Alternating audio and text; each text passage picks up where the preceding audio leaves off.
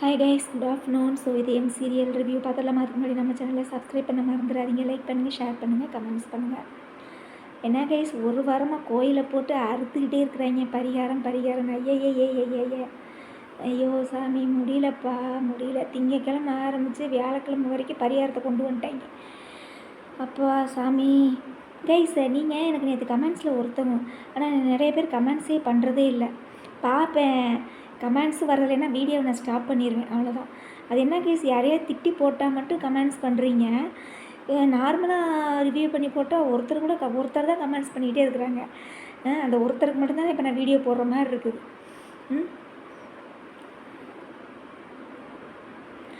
So நேற்று வந்து நான் ஒரு கொஷின் கேட்டிருந்தேன். அந்த மறைஞ்சிருந்து பேசுகிற லேடி யாராக இருக்குன்னு சொல்லி எனக்கு கமெண்ட்ஸில் சொல்லுங்கள் அப்படின்னு ஒருத்தவங்க வந்து சொல்லியிருந்தாங்க. அந்த சாரதா கூட ஒருத்தவங்க லேடி இருந்தாங்க இல்லையா, அவங்கள மாதிரி சொல்லியிருந்தாங்க. அந்த லேடி கூட இப்போ இந்த சீரியல் நடிச்சிட்ருக்காங்க, திருமாங்கல்யத்தில் இருக்கிறாங்கன்னு நினைக்கிறேன். சரிங்களா, அந்த லேடியாக இருக்குன்னு சொன்னாங்க. ஆனால் எனக்கு ஃபேஸ் வந்து பார்த்தா அவங்கள மாதிரி தெரியல. இன்றைக்கி நல்லாவே நான் ஒத்து தான் பார்த்தேன், அவங்கள மாதிரி தெரியல, வேறு யாரோ மாதிரி இருக்குது. ஆதியை வந்து வாட்ச் பண்ணிக்கிட்டே இருக்க சொல்லி துரைக்கிட்ட சொல்கிறாப்புல. பாரதியை மித்ரா பார்த்துக்குவா அப்படிங்கிறாப்புல.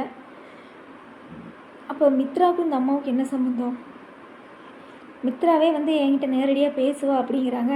அப்போ மித்ராவோட கையால் தானே இருக்குது இந்த அம்மா. சரிங்களா, அதுக்கப்புறம் வேறு என்ன? அப்போ ஒருவேளை சாரதாவை வந்து கொன்னது இந்த அம்மாவாக தான் இருக்கும்னு எனக்கு தோணுது. புரியுதுங்களா? ஏன்னா இந்த அம்மா செஞ்சு மித்ரா கூட வந்து செய்கிறதுக்கு வாய்ப்பு இருக்குதுன்னு நினைக்கிறேன். ஏன்னா கதை அப்படி தான் வரும். இல்லைன்னா இந்த அம்மா யாருன்னே தெரியல, ஒன்றுமே கணிக்கவே முடியல. ஸோ அதுக்கப்புறம் வந்து பாரதி மித்ரா இவங்க 2 பேரை வச்சே சீரியலை ஃபுல்லாக பார்த்து வெறுப்பாக இருக்குது. எடுத்த எடுப்புலையே 2 பேர்த்த காமிக்கிறது தான் பொழப்புத்தனமாக இருக்குது. என்னமோ விளக்க பூர்த்தி வைக்கிறாங்களாம்மா, விளக்கு அணைஞ்சிராமன்னு. மித்ரா பூர்த்தி வச்ச விளக்கு வந்து அணைஞ்சிருமாமா. இந்த அம்மா நல்லவளாமா, நல்லவங்க விளக்கு எரியுமாமா. எரியிற விளக்க இந்த அம்மா தூக்கி வீசுமாமா. வீசும்போது ஒரு சாமியார் மாதிரி ஒருத்தர் வந்து பேசுகிறாரு. அந்த ஆள் என்ன சொல்கிறாரு, அதாவது பாரதி கழுத்தில் இருக்கிற தாலி இறங்கினா தான் உன் கழுத்தில் தாலி ஏறுங்கிறாரு. அப்போ இதுக்கு என்ன அர்த்தம் அப்படின்னா, ஆதி சாகணுமா இல்லை இருக்கணுமா? ஆதி செத்தா பாரதி கழுத்தில் தாலி இறங்கும், மித்ரா கழுத்தில் தாலி எப்படி ஏறும்? சரி, மித்ரா கழுத்தில் தாலி ஏறினாலும் பாரதி கழுத்தில் தாலி எப்படி இறங்கும்? ஐயோ, ஒரே குழப்பமாக இருக்குதப்பா, குழப்பமாக இருக்குது. சரியா, ஒரே ட்விஸ்ட்டாக இருக்குது. ஆக மொத்தம் ஆதிக்கு தான் வந்து பிரச்சனை வரும்ன்ற மாதிரி தான் காமிக்கிறாங்க. சரிங்களா, ஆமாம் கைஸ், அது அந்த ஐயா சொன்னது அப்படி தானே இருந்தது. அந்த மாங்கல்யத்தோட ஒரு வீரியந்தான் வந்து அவனை வந்து உயிரோடு வச்சு காப்பாற்றிட்டு இருக்குது. அந்த மாங்கல்யம் இறங்கினா தான் உன் கழுத்தில் வந்து மாங்கல்யம் ஏறும் அப்படின்னு சொல்லிட்டு அந்த சாமியார் சொல்லிட்டு போயிடுறாப்புல. நீ மித்ரா வந்து யோசிக்கிறா, என்னது யார் இந்த இவர், எதுக்கு இப்படி வந்து பேசுகிறாரு? பாரதி கழுத்தில் இருக்கிற தாலி ஆதி கட்டினதாச்சே, அதை எப்படி இறக்க முடியும்? அப்போ ஆதி செத்தா தானே முடியும் அப்படின்னு சொல்லி அவள் யோசிக்கிறா. ஆதி செத்தா அப்புறம் என் கழுத்தில் தாலி எப்படி ஏறுன்னு அவள் யோசிக்கிறா. ஐயோ, ஒன்றுமே புரியலையா, ஒரே காமெடியாக தான் இருக்குது.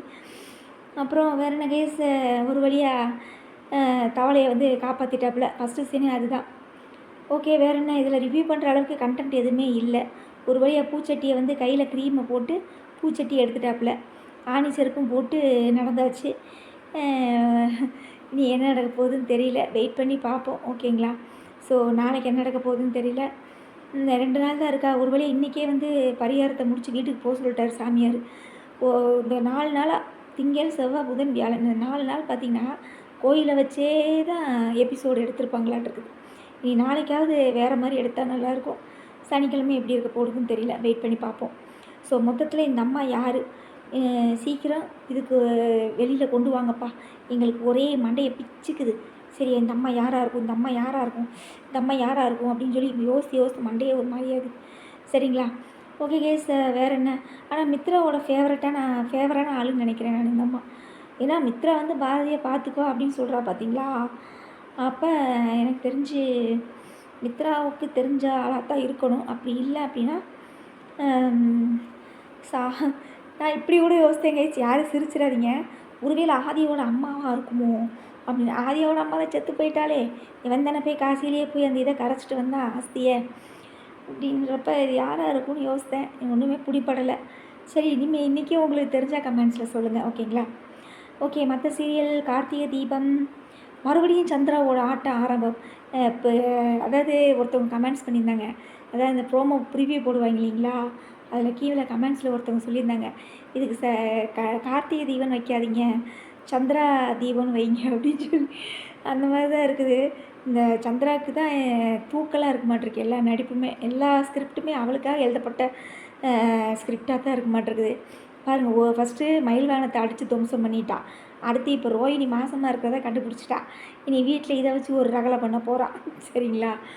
அதுக்கப்புறம் ரோஹிணி மாசமாக இருக்குதுன்னு தெரிஞ்சு போச்சா, நீ சாமுண்டி சொல்லிட்டு போய் சொல்லுவாளா? அவள் வேறு குழந்த பிறந்தா 2 குடும்பம் ஒன்றா சேர்ந்துருக்குன்னு சொல்லி ஜோசியக்காரன் சொல்லியிருப்பான். சரிங்களா? இனி சாமுண்டி சரி என்ன செய்ய போகிறா? இந்த மயில் வாகனத்தையும் ரோஹிணி வீட்டை விட்டு பற்ற போகிறான். அல்லது கருவை கலைக்க சொல்லுவாள். ஆனால் அந்த அம்மா தான் ரோஹிணி கலைக்க மாட்டாள, அதனால் வீட்டை விட்டு நாங்கள் வெளியே போகிறோன்னு சொல்லி வீட்டை விட்டு வெளியே போவாங்கன்னு நினைக்கிறேன். எனக்கு அப்படி தான் தோணுது. Okay, done. வேறு என்ன? வாரிசு சீரியல் ஓவர் மேக்கப். ஜனாமா, இந்த தமிழ், இவங்க எல்லாமே பார்த்திங்கன்னா மேக்கப் அள்ளி அப்பிருப்பாங்களாட்டிருக்குது. அப்படியே விகாரமாக இருக்குது பார்க்குறதுக்கே. ஒரு கேரக்டராக நல்ல கோமியாக நடித்தா பார்க்குறதுக்கு நல்லா இருக்கும். எல்லாம் மேக்கப் அள்ளி போட்டு வந்துடுறாங்கடா சாமி. ஐயோ சாமி, முடியல. பார்க்குறக்கே ஒரு மாதிரி பயமாக இருக்குது, விகாரமாக இருக்குது. ஒரு வழியாக தமிழோட அம்மாவை கொண்டு வந்து ஆஃபீஸு கம்பெனியில் சேர்த்து விட்டா. அப்புறம் புதுசாக ஒருத்தன் வந்திருக்கான், யாருன்னு தெரியல. இந்த மூஞ்சி எங்கேயோ பார்த்த மாதிரி இருக்குது அப்படின்னு பார்த்தா சன் டிவியில் வரவேங்க. சன் டிவியில் எந்த சீரியலில் வருவான் தெரியுமா? ஏதோ ஒரு சீரியலில் பார்த்த மாதிரி இருக்குது. லட்சுமின்னு ஒரு நாடகம் போடுறாங்க சன் டிவியில், அதில் வர்றவன். அதில் வந்து வில்லனாக வருவான். இதில் வந்து இந்த மாதிரி வந்திருக்கான். Okay, done. வேறு என்ன? இவன் யாருக்கு ஜோடியாக இருக்கும்? ஒருவேளை தேனுக்கு ஜோடியாக இருக்குமோ? ஏன்னா தேனு தான் இன்னும் ஜோடி இல்லாமல் இருக்கிறா. இல்லைனா வர்ஷினிக்கு ஜோடியாக இருக்குமா? வர்ஷினி வேறு சேது விரும்பிகிட்டு இருக்கிறான். சரி, யாருக்கும் தெரியல, வெயிட் பண்ணி பார்ப்போம், ஓகேங்களா? வேறு அண்ணாமலை குடும்பம் தான் ஓடிட்டு இருக்குது. மற்ற சீரியல் ப்ரிவியூ வச்சு என்னால் பேச முடியாது, சாரி, ஓகேங்களா? ஆனால் ஒன்றே ஒன்று மட்டும் சொல்லிக்கிறேன், அதாவது சினிமா மாதிரியே இப்போ சீரியல் ஆயிடுச்சு. சினிமாவில் தான் வந்து வயலன்ஸ் அதிகமாக காமிச்சு இப்போ சீரியல்லே வந்து பார்த்திங்கன்னா துப்பாக்கியில் சுடுறது, அடிக்கிறது, குத்துறது, இந்த மாதிரி வயலன்ஸ் வந்து இப்போ அதிகமாகிடுச்சு. இப்போ இதில் போட்டாங்க அயலிலையும் பார்த்திங்கன்னா கன் ஷூட் நடக்கிற மாதிரி காமிக்கிறாங்க. அதே இது இதில் கெட்டிமேளத்துலேயும் பார்த்திங்கன்னா துளசியை இது பண்ணுறதுக்காக கன் ஷூட் நடக்குது. எப்படி கார்த்திகை தீபத்தில் கார்த்தியோட அம்மாவை சுடுவாங்க பார்த்திங்களா, அந்த மாதிரி இப்போ ரெண்டு சீரியலில் காமிச்சிட்டாங்க. இனி இதே மாதிரி கன் ஷூட் வந்து வேறு சீரியலில் எப்போ வரப்போகுதோ என்னன்னு தெரியல. கொஞ்சம் வயலன்ஸை குறைச்சி எடுங்கப்பா. சினிமாவில் தான் அந்த மாதிரி அநியாயம் பண்ணுறாங்கன்னா நீங்களும் இப்படி பண்ணிங்கன்னா சீரியல் பார்க்குறதா வேண்டாமா? கேவலமாக இருக்குது. கொஞ்சம் குறைங்க, சரியா? முடியல நம்மளால். இது என்னது, மெட்டி ஒலியில் கூட போஸ் வந்து அடிதடி செய்வாப்பில், அவள் ஊன்னு கத்துவாப்பில். ஆனால் அவ்வளோ ஒரு வயலண்ட்டாக இருக்காது, புரியுதுங்களா? மெட்டி ஒலி சீரியலில் அவ்வளோ ஒரு வயலன்ஸ் இருக்காது. ஆனால் அதுக்கப்புறம் வர சன் டிவியில் போடுற சீரியலாக இருக்கட்டும், இல்லை வேறு எந்த சீரியலில் டிவியில் போடுற சீரியலாக இருக்கட்டும், இப்போ வந்து வயலன்ஸ் அப்படிங்கிறது வந்து நிறையா வர மாதிரி இருக்குது. இந்த மாதிரிலாம் எடுக்காதீங்க, ரொம்ப கன்றாவியாக இருக்குது. சீரியல் பார்க்குறதுக்கு எங்களுக்கு இஷ்டமே இருக்க மாட்டேங்குது, சரிங்களா? ஓகே, வேறு என்ன? இந்த கடத்துறது, என்னது, இந்த பாருங்கள், இப்போ இந்த அண்ணாமலை குடும்பத்திலே பாருங்கள். ஸோ அக்காக்காரியே தங்கச்சியை இது பண்ணி எல்லாம் பார்க்குற மாதிரியே இருக்குது, வாந்தி எடுக்கிற மாதிரி இருக்குது. ஓகே கைஸ், வேறு என்ன? மறக்காமல் நம்ம சேனலை சப்ஸ்கிரைப் பண்ண மறந்துடாதீங்க. லைக் பண்ணுங்கள், ஷேர் பண்ணுங்கள், கமெண்ட்ஸ் பண்ணுங்கள். சீக்கிரம் அந்த மர்மமான லேடி யார் அப்படின்னு சொல்லி எங்களுக்கு காமிங்கப்பா, சரியா? ரொம்ப ட்விஸ்ட் வைக்காதீங்க, போர் அடிச்சு போயிடும், ஓகேவா? பை. நாளைக்கு பார்க்கலாமா? பை.